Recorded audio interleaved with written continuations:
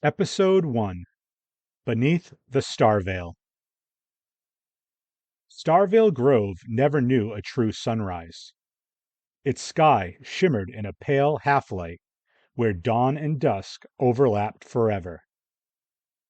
Dew gathered on the silver-green leaves, and every droplet caught the glow of unseen constellations. Beneath that soft radiance moved Sylvaris Frostwing, wings folded close against the chill.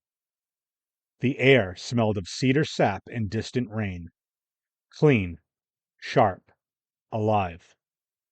The forest hummed around him, cicadas clicking in slow rhythm, roots creaking beneath the soil like sleeping giants. Each sound was a lesson. The grove taught through rhythm and pattern, and today Sylvaris listened with the quiet devotion of a student who feared to miss even a heartbeat of its wisdom. His small lantern pulsed with a foxfire glow, swaying as he stepped through the ferns that brushed against his knees. He was young by fey measure, not yet tempered by the years that carved patience into bone. Still, his mentor, ancient Leraith, the wayfinder before him, had said he bore the markings of a hunter who could read silence itself. So Sylvaris watched the motes of light drift between the trees, learning their paths as others learned constellations. He counted the pauses between frog song and measured wind against the tilt of branches. To know the grove was to know its breath, and the wayfinder's oath demanded nothing less. He paused beside the Mirror Creek, where the current ran so clear that pebbles seemed to float in air. Leaning close, he traced a fingertip through the water.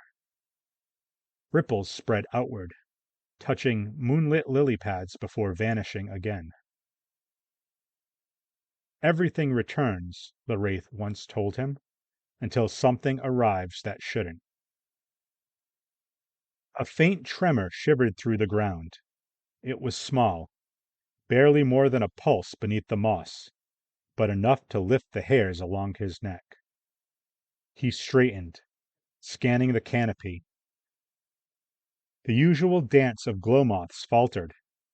Even the chorus of insects thinned, their music breaking like a string drawn too tight. Something clung to the trunk of a nearby birch.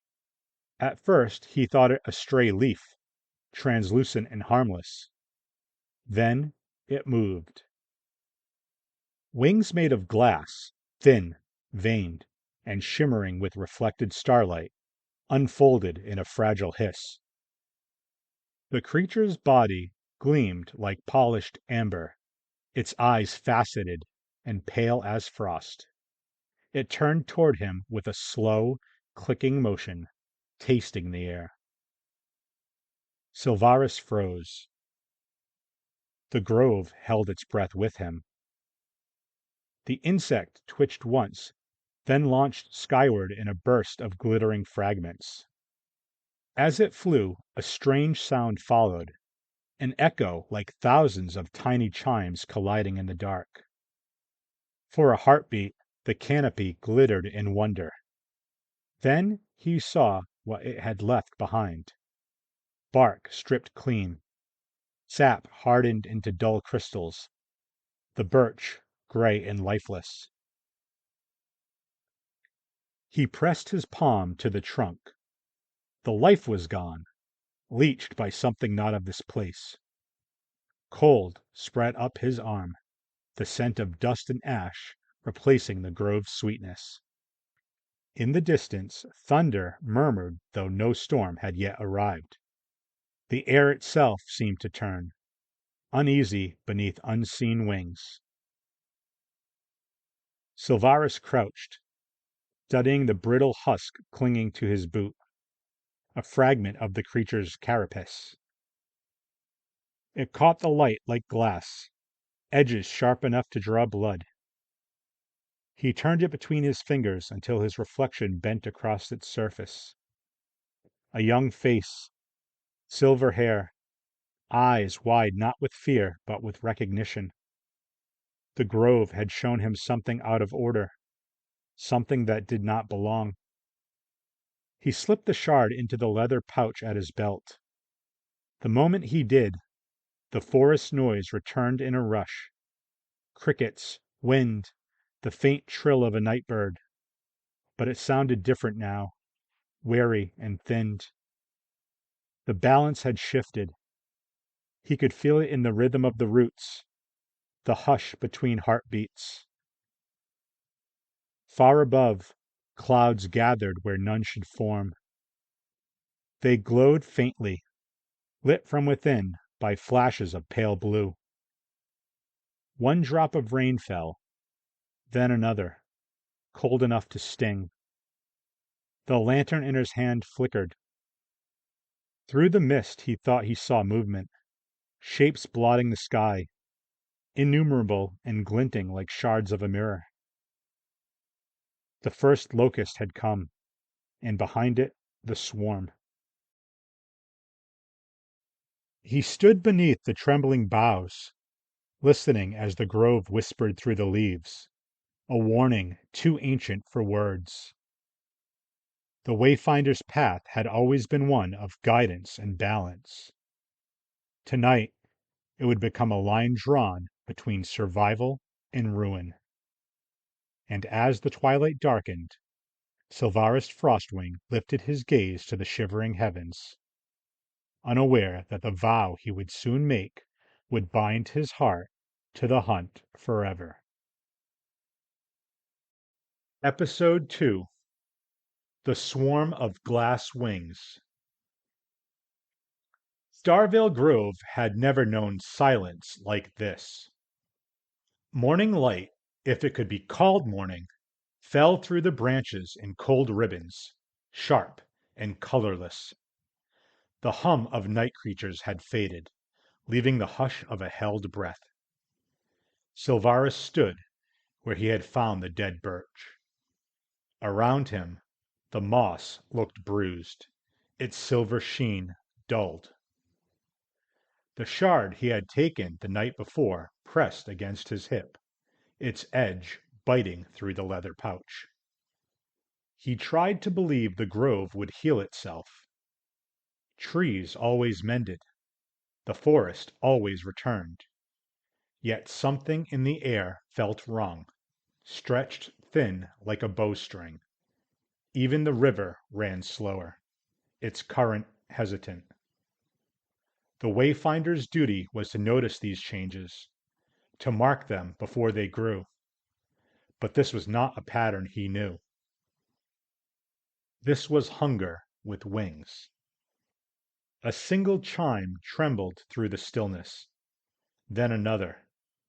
The sound came from above, soft at first, then multiplying, hundreds, thousands, until it became a living storm of glass.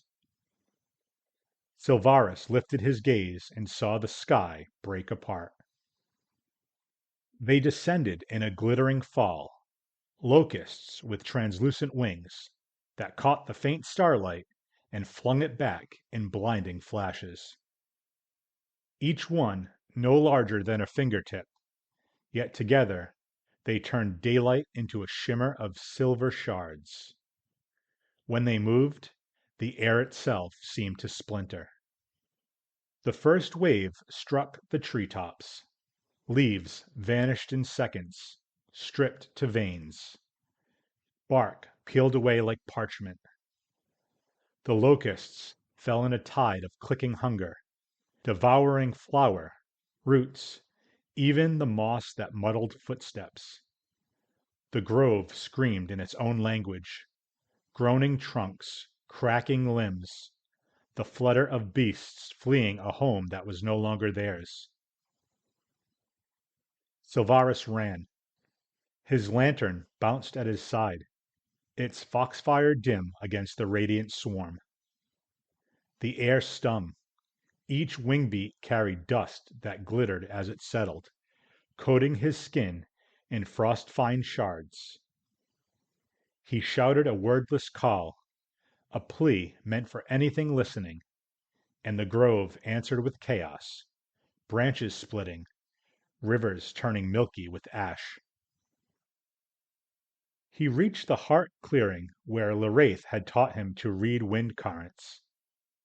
The mentor stood there now, staff raised, weaving sigils of light that burst against the swarm like sparks on stone.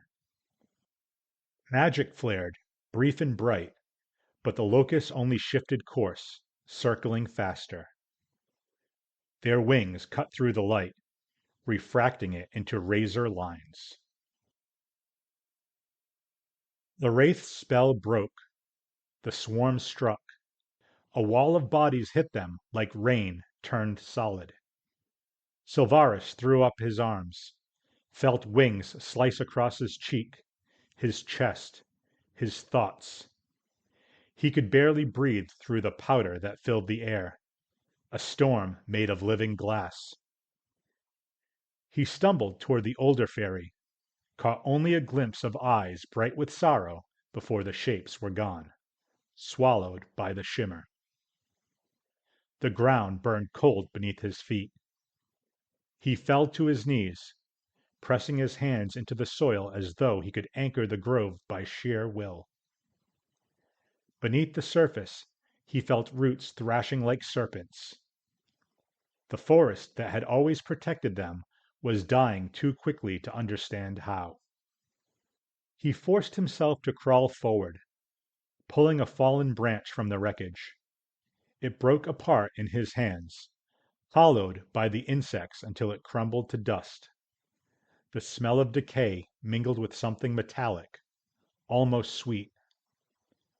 When he looked up, the canopy was gone. Only the endless glitter of wings remained, blotting out the twilight. Then, as suddenly as it began, the chittering lessened. The locusts rose, lifting in a spiral that shimmered with the light of 1,000 mirrors. Within moments, they were a drifting cloud moving east, leaving devastation in their wake. The silence that followed was heavier than the noise had been. Sylvaris stood unsteady, his body cut in shallow lines that glowed faintly with silver blood. The clearing looked unrecognizable. Trees lay skeletal. Pools of sap caught what little light remained, hardening into amber scars. He saw no movement, no mentor, no kin, no life except for the faint flutter of a dying wing near his boot. He knelt. A single locust lay there, its glass shell cracked, inner light fading. Carefully, he reached out and lifted it. It was lighter than air, fragile as a promise. For a moment he thought he heard a sound within it, not chittering, but a hum, low and mournful. Then it went still. The last glow dimmed from its body, leaving only a shard of transparent carapace in his hand. He held it up to the twilight, watching how the stars bent through it. Somewhere behind the numbness, something hardened, a shape taking form around the grief. He felt it settle in his chest like ice, a vow without words. He slid the shard into his pouch beside the first one. The edges met with a faint chime, almost a heartbeat. Around him, ash drifted through the air like snow. He realized he was shivering, though not from cold. The grove was silent now, emptied, echoing, broken, but it still waited for him to move. He turned once toward the direction the swarm had gone. Beyond the horizon, a faint shimmer still lingered, as though the sky itself bled light. Every instinct told him to stay, to rebuild, to mourn. Yet beneath that ache stirred something else. Resolve, sharp and dangerous. The Wayfinder's oath had always been to guide and guard, but now he would hunt. He tightened the strap of his lantern until the leather creaked. Its light flared, catching the edge of his scars, and for the first time they looked like marks of purpose rather than pain. He would find what had done this. He would not stop until he understood. The grove whispered one last time as he stepped away, the wind brushing through blackened branches in a voice too quiet for words. The hunter had been born. Episode 3: The Dire Crow. The forest had not yet healed. 3 nights had passed since the swarm lifted to the east, and still the air tasted of metal and smoke. The trees whispered differently now, nervous, brittle, like voices afraid to speak their own names. Sylvaris moved through the ruin without sound. His steps pressed ash into the roots, leaving no trace behind. He followed the scent of rot. Beneath it lingered something sharper, a tang like burned feathers. The grove had lost its rhythm, but new patterns always formed in the silence left behind. Predators came first. Scavengers followed. Life adjusted. It was the Wayfinder's duty to read those shifts and to correct what tilted too far into hunger. At the edge of the fallen clearing, he found bones. A fox, perhaps, though nothing remained but ribs polished to white. The marks on them were too clean, as if cut by a blade. Beside them, black feathers shimmered with oil-slick color, iridescent even in the twilight gloom. Each one hummed faintly when touched, not the hum of magic, but of corruption. He knew the stories, crows that fed on the dead until the dead fed through them.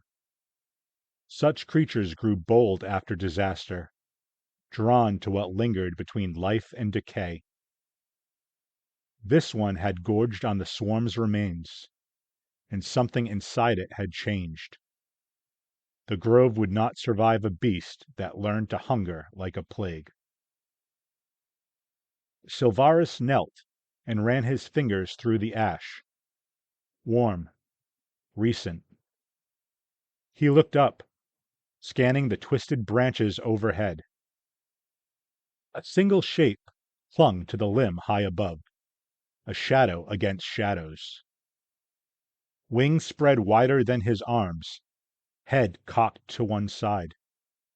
It watched him, silent except for the faint rustle of its feathers. He waited, breath shallow, muscles still. The forest around him tightened with the same restraint. A leaf fell, drifting slow through the air. When it touched the ground, the crow moved. It dropped without sound, striking like a stone from the heavens. Sylvaris rolled aside as talons tore through the space his head had occupied, raking deep grooves into the earth. The impact shook dust loose from the branches. The creature's cry split the air, part avian, part something older and wrong. Not a call, but a challenge. Sylvaris rose in one motion, drawing his hunting spear. The lantern at his belt flared white-blue, throwing shards of light across the clearing. The crow recoiled, its feathers flashing in the glow, black laced with veins of glass, each edge glinting like the locust's wings. The corruption had taken root here, too. They circled each other. Breath met breath. The crow's eyes glowed faintly with reflected stars, unblinking. Sylvaris adjusted his grip, feeling his pulse align with the rhythm of his heartbeat, slow, measured, and calm. He waited for the opening. Predators died when they mistook motion for advantage. The crow struck again, faster, a blur of talons and glass. Sylvaris twisted, letting the spear's haft glance off the claws, the shock traveling up his arm. The second strike came low, beak darting for his chest, and this time he countered. The spear drove upward, scraping against feathers that rang like metal. Sparks flashed, brief as lightning. Pain bloomed across his face. A wing swept past, claws catching his cheek, tearing a hot line from ear to jaw. The world tilted. Blood filled his mouth with iron taste. He stumbled back, blinking through the haze. The crow loomed above him, feathers spreading like a night sky unfurled. He felt the world burn cold, the same chill he had felt when the first tree had died. The grove's corruption had found him. The realization struck harder than the pain. He would not let it take him too. With a guttural breath, he lunged. The spear found flesh beneath the wing, sliding deep. The crow shrieked, a sound so sharp it rattled leaves from branches. It thrashed, striking blindly, wings beating storms into the air. Sylvaris held the weapon fast, twisting until the light from his lantern flared through the creature's chest like fire through glass. Then, silence. The crow collapsed, body twitching once before going still. Feathers drifted down around him, dimming as they touched the ground. The grove exhaled, a sigh that felt both mournful and relieved. Sylvaris sank to his knees, panting. The blood from his cheek ran into his collar, cold against his throat. He pressed a trembling hand over the wound, felt the shape of the scar forming beneath his skin, a mark that would never fade. He didn't curse it. He simply breathed through it, each inhale heavier than the last. The crow's body began to crumble. Not decay, but dissolution. Feathers turning to dust, bones to black sand. In the remains, something gleamed, a single perfect feather of translucent glass. It pulsed faintly, a mirror of its own heartbeat. Sylvaris reached for it and hesitated. Touching it would mean carrying its curse, perhaps its memory. But leaving it behind would mean forgetting what he had sworn. Slowly, he picked it up.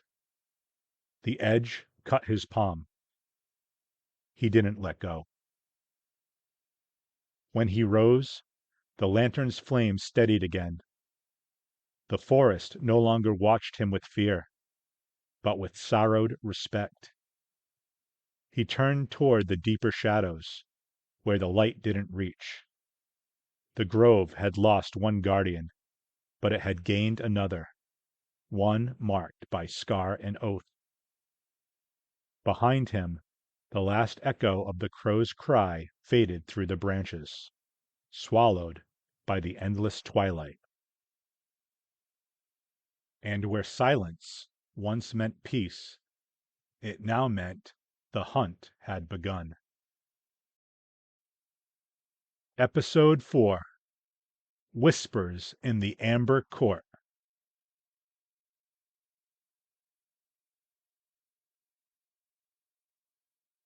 The forest still trembled from the crow's death. Its cry seemed to cling to the branches, fading only to return as a shiver of wind. Sylvaris moved through the aftermath with the lantern held close, its flame guttering in the breathless dark. The wound on his face throbbed with every heartbeat. Hot at first, then cold, the kind of pain that sank into bone and refused to leave. He followed the trail of broken ground, not knowing where his feet led. The grove's light had dimmed further. Even the stars above felt distant, veiled by a thin, pulsing mist. He thought it might be the crow's corruption, bleeding outward into the soil. But the rhythm beneath his steps told another story. The roots no longer whispered of fear. They whispered of invitation. Ahead, a shape formed in the fog. Tall arches of amber-colored stone, fractured, yet still standing. The ruins of the Amber Court. Long ago, fairies of light had held their councils here, until pride hollowed their hearts, and the grove reclaimed their vanity. Now the place waited, half buried, lit only by the faint gold radiance trapped inside its broken walls. Sylvaris paused at the edge of the clearing. The ruin hummed faintly, as though remembering music. He should have turned back. Every story he had ever heard named this place cursed, where oaths bent inward and mirrors whispered truths not meant to be known. Yet the air around it drew him forward, heavy with promise. He stepped inside. The mist followed, curling through the gaps like smoke seeking warmth. The stones glowed brighter, revealing carvings of fairy figures whose faces had been worn smooth by the centuries. Their hands reached upward toward a sun that no longer existed. Dust motes spun in slow orbit, catching the lantern's light and bending it until it fractured into prisms. Something moved at the edge of sight. No shape, just suggestion. A reflection that did not match his own. He turned, but found only more carvings. Each shifted subtly from where they had been moments before. The air pressed close, thick and almost sweet. The first whisper came like breath over glass. Not a word, but the sense of one. Then another joined it. Dozens, hundreds. Voices without mouths, memories without source. They slipped beneath his thoughts, echoing through the hollow place left by fear. You could stop it, they seemed to say. You could end the hunger. Take the strength that waits. His hand brushed the pouch at his belt. Inside, the 2 shards of locust shell and the crow's feather pulsed faintly, answering the whispers. The rhythm quickened, matching his heartbeat until he could no longer tell which was which. He clenched his fist around the pouch and forced a breath through his teeth. The whispers changed tone, softening. You are already marked, they murmured. The scar binds you. The hunt binds you. Why fight what the grove has made you? The lantern flickered. Shadows lengthened across the stones, forming shapes that might once have been thrones. In their midst stood a figure carved of amber itself, cracked but still gleaming. Its eyes were empty sockets filled with faint light. As Sylvaris approached, the whispers converged into a single pulse that seemed to vibrate through his chest. He reached out, fingers trembling, and touched the statue's surface. The stone was warm. Beneath it, he felt movement, slow like sap pushing through a frozen tree. His reflection swam across the amber, pale, wounded, uncertain. Then another reflection appeared behind his own. Him again, but older, colder, eyes hard as glass. This second image smiled. Sylvaris stumbled back, tearing his hand away. The warmth vanished, replaced by the chill of the grove beyond the walls. The lantern's flame shrank to a trembling thread. The whispers grew frantic, begging now, coaxing, promising. Power to protect, power to cleanse, power to destroy.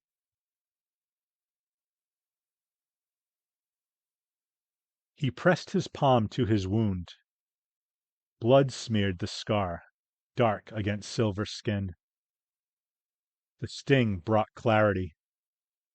Power had never been what the grove asked of him. Only devotion. Only balance. He stepped away from the statue, the whispers clawing at his thoughts until the air itself quivered. Then he lifted the lantern high. Light burst outward, sharp and white. The carvings cracked, the mist recoiled, and the ruins howled with the fury of something denied. When the radiance faded, the court was silent again. Only dust drifted where the statue had stood, settling on the floor like fallen stars. Sylvaris stood alone in the dim. His breathing slowed. The scar on his cheek burned once, then cooled. He looked at his hand. The faint amber glow still lingered beneath the skin, as if a small part of the ruin refused to let go. A warning, or a seed. He couldn't tell which. Outside, the wind returned. It carried the smell of rain and ash, a cleansing mix that made the grove feel alive once more. But the whispers had left something behind, a subtle weight that followed him as he stepped into the open air. The grove would test him again. That much was certain. He turned his face toward the trembling twilight, scar gleaming faintly under the lantern's light. The forest no longer looked familiar, and perhaps it never would again. Behind him, the ruins whispered one last breath, too soft to hear, but loud enough that the grove itself remembered. Episode 5. The Hunter and the Hollow.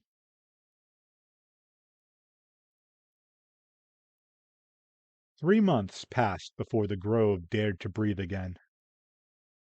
The scars of the swarm still marked its skin. Bark split in spirals, patches of ground where nothing grew. But life had begun to return in stubborn green curls. New shoots broke through ash, and birds sang in cautious fragments. Sylvaris moved among them with the stillness of habit. He had become Starveil's watchful pulse, walking its borders before dawn and after dusk, listening for anything that didn't belong. He no longer carried the unease of a novice. His movements were precise, practiced. Each rustle of wind or shift in scent told him a story of balance or threat. The grove had accepted him as its warden, and in return He gave it everything: sleep, solitude, the simple comfort of forgetting what he'd lost. The scar on his cheek had faded to a pale mark, though sometimes it burned when the forest grew cold. That night, quiet turned to warning. A cry echoed through the canopy. Not an animal's call, but something panicked and human. Sylvaris froze. Few mortals dared to wander this deep into Starveil Grove. Fewer still survived the attempt. The cry came again, faint and broken, from the northern hollow where the trees grew bent and narrow, like the ribs of some buried beast. He ran. The forest blurred around him, his lantern's light streaking against trunks slick with dew. He moved without touching the ground for more than an instant, wings half open to steady his stride. The cry came once more, weaker now, before falling silent. When he reached the hollow, the air had turned heavy, filled with the scent of rust and wet stone. A merchant's cart lay overturned beside the stream, its wheels half submerged. Crates split open, spilling bolts of dyed cloth that had already begun to rot. A lantern floated in the water, its light dimming. No bodies, just tracks and something worse. The mud bore deep grooves where hooves had dragged, ending in a scatter of broken reeds. Beyond them, claw marks scarred the trees. Sylvaris crouched low, touching the prints. They were fresh. The shape of claws reminded him of wolves, but broader, heavier. The smell told another story: earth and rot, but also sweet decay, the kind that clung to things that refused to die properly. The grove whispered the word before he could think it: hollow spawn. They were remnants of creatures emptied by the swarm, shells animated by the corruption that lingered in their bones. Few survived long after the locusts' passing, but those that did learned hunger in new ways. Sylvaris moved into the dark. Mist clung low to the ground, curling around his ankles. The silence pressed against him, thick as cloth. Then came the sound, slow, dragging steps, the crunch of bone underfoot. He followed it to a clearing where moonlight caught on something that shifted between flesh and shadow. It had once been a stag. Now its body was hollowed, ribs glowing faintly from within, as if filled with embers. Eyes burned white. Its antlers dipped a steady fall of black sap that hissed when it hit the grass. Beneath it, a mortal figure struggled weakly, the merchant, half buried in mud. Sylvaris moved before thought could interfere. The spear left his hand in a clean arc, striking the creature's flank.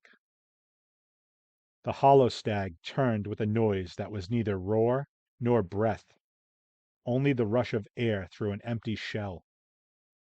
It charged. Sylvaris met it head on. The impact sent them both crashing into the roots. Splinters cut his palms. Heat radiated through the wood as the creature's ribs pulsed brighter. Sylvaris rolled aside, grabbed the spear, and drove it upward. The blow struck deep, splitting the chest wide. For an instant, he saw the heart inside. No flesh, only light twisting like flame inside a crystal cage. The stag convulsed. The light burst outward, showering the clearing in sparks that died before touching the ground. When the glow faded, nothing remained but a skeleton of ash that crumbled with the breeze. The scent of decay lifted, replaced by the faint sweetness of pine. Sylvaris stood, breathing hard, the lantern's glow trembling with his pulse. He turned to the merchant. The man was alive, but barely. Pale, drenched, his eyes unfocused. Sylvaris knelt beside him, pressed a hand over the man's chest, and felt the faint beat of life. The grove would finish what it started. It always reclaimed its own. With a touch to the ground, he whispered a thought, and the roots began to stir, weaving gently around the wounded figure to keep him warm. When the man stirred and opened his eyes, Sylvaris was already gone. He climbed a ridge above the hollow, the wind tugging at his hair, carrying with it the scent of distant rain. The forest stretched before him, scarred but alive. Somewhere beyond, he could feel other hungers waking, echoes of the swarm that had not yet faded from the world. The hollow was just one wound among many. He wiped the blood from his arm and looked to the horizon, where a faint line of light marked the edge of Starveil Grove. Beyond that border lay places untouched by his oath, places where no one guarded against the remnants of the corruption. He knew, even before the thought settled, that he would not remain much longer.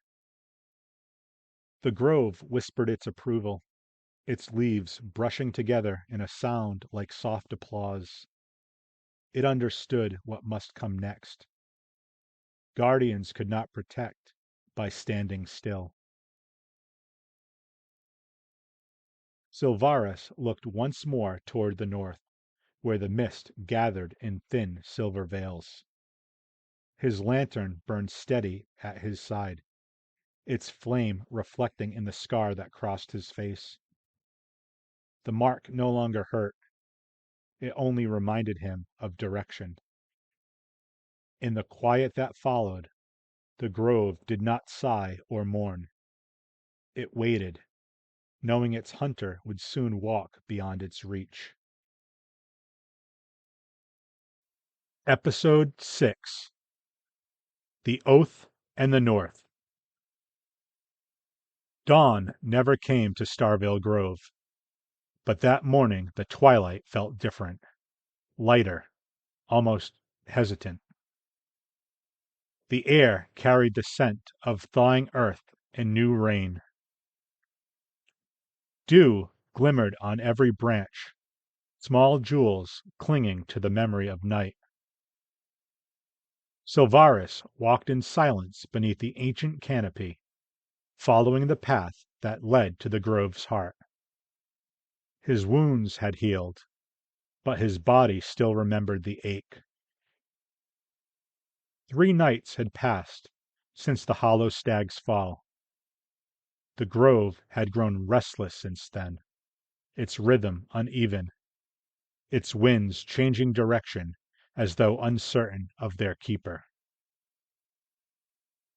He could feel it in his pulse, in the hum beneath the soil.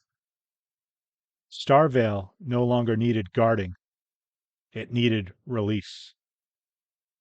The balance he'd fought to preserve had shifted, pointing outward, beyond its borders. He reached the glade where the amber quartz light still bled faintly through the trees. The ruins themselves slept under a blanket of moss and silence. Here, among the remains of pride and ruin, he had made his decision. He unfastened the small pouch at his belt and took out a smooth stone wrapped in cloth, the token of Leraith, his mentor. The old wayfinder had carried it always, a fragment of starstone, said to have fallen the day the grove was born. When Leraith was taken by the swarm, Sylvaris had found it among the ashes. For months he had kept it close, a weight of memory and guilt. Now, as he knelt in the clearing, it felt less like a relic and more like a seed that had finished its season. He dug a hollow in the soil with his hands, the earth damp and cool. The scar on his cheek caught the light, pale against the shadow. He placed the token inside, pressing the cloth flat before covering it again. He whispered nothing. The grove already knew his thoughts. Roots shifted beneath him, curling softly around the buried stone, sealing it in place. A faint glow pulsed once from the ground, then faded. The air grew still. It was done. Sylvaris stood and lifted his gaze to the canopy. The branches above seemed to breathe, their leaves trembling with the sigh of wind. For the first time in months, the grove sounded calm, solemn but at peace. Its whispers no longer warned or pleaded. They spoke gratitude, quiet and final. But the calm did not reach beyond its borders. Sylvaris could feel the corruption still moving, faint but steady, drifting north like smoke seeking new air. The hollow spawn had been only a shadow of something greater, something gathering in places where no one watched. His nights had been filled with dreams of wings, glass and frost, rising against distant skies. The storm that began here was not over. He returned to his shelter near the Mirror Creek, where the water still ran clear despite the grove's scars. The lantern that had guided him since his oath rested on a stump beside a bundle of travel gear: cloak, rations, a new haft for his spear. He had prepared these things without realizing it, as if the forest itself had guided his hands. The moment he picked up the lantern, its flame flared brighter, blue-white, reflecting in his eyes like captured lightning. He looked once more toward the grove's heart. Every root, every leaf, every breath of mist had been his home. Yet even home could become a cage when duty outgrew its walls. He felt no sadness, only the pull of purpose, the same instinct that guided migrations, tides, and seasons. The world beyond the grove called, and Sylvaris was ready to answer. As he stepped onto the path northward, the ground beneath him changed. The moss gave way to stone. The air grew sharper, colder. Above, the eternal twilight broke into something new, a horizon of silver clouds, faintly glowing with unseen light. Sylvaris paused, feeling the wind on his face, and for a heartbeat it carried the scent of feathers and frost. Something waited for him in that direction, something bound to his vow. He tightened the strap on his pack, the lantern swinging softly at his side. Behind him, the grove exhaled a long, low breath. The sound rippled through the trees, neither farewell nor mourning, only acknowledgement. Its guardian was leaving, but its memory would walk with him. At the forest's edge stood an old tree. its bark carved with patterns too faint to read. He placed a hand against it, the scar on his cheek burning faintly in reply. A last exchange between protector and place. Then he stepped beyond the roots and into the open wild. The world outside greeted him with wind and silence. The ground sloped downward into a sea of mist that caught the faint glow of distant fires, perhaps camps, perhaps something worse. Somewhere beyond those hills lay the mortal settlements whispered of by travelers, and beyond them the gathering storm. Sylvaris walked until the grove's light vanished behind him. The forest's hum faded, replaced by the vast, empty rhythm of the open world. Yet even here, he could still feel Starveil's heartbeat faint beneath his own, a pulse that would never truly leave him. The scar on his face cooled, its ache fading into stillness. The oath he had sworn no longer felt like a burden. It felt like direction. At the crest of a ridge, he stopped. The sky stretched before him, endless and uncertain. For the first time since the swarm, he smiled, a small, quiet thing that didn't reach his eyes, but carried meaning nonetheless.